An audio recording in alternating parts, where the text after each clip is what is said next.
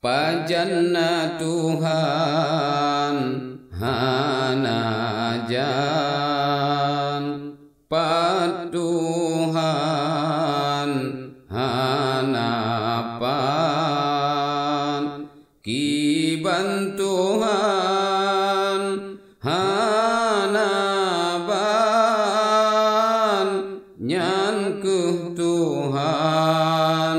yang esa Tuhan getanya zat yang beda dengan segala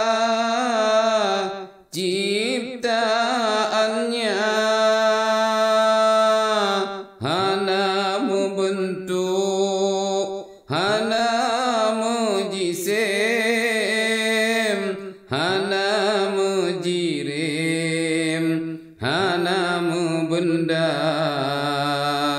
nyankuh Tuhan yang esa hanamu jan yang hana Tuhan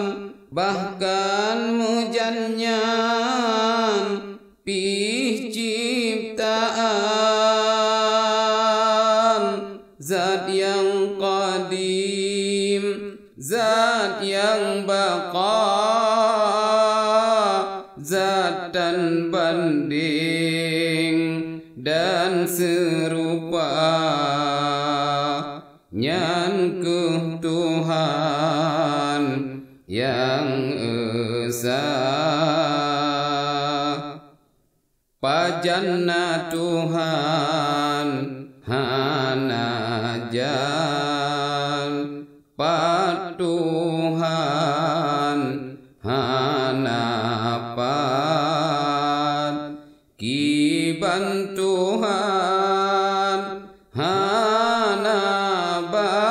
hanaban Nyankuh Tuhan yang esa hana jaro hana gaki be pikehi manusia yang tahayal nyankan Tuhan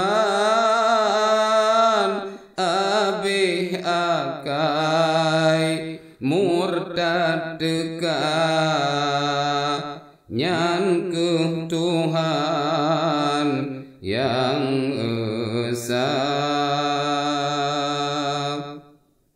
turi makhluk turi Tuhan nyangkan makhluk nyankuh Tuhan lebih banyak beta pikir susah hati tauhid cedera nyankuh Tuhan yang esa pajanna Tuhan hanajan Patuhan hanapan Kiban Tuhan hanaban Nyankuh Tuhan yang esa mukhalafah lil hawadisi sinan kunci tauhid hamba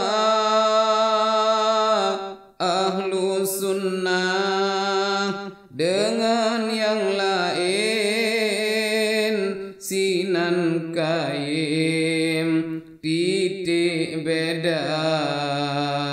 ahlu sunnah dengan yang lain sinan kaim titik beda hati-hati hai saudara pajanna Tuhan hanajan patuhan hanapan kiban Tuhan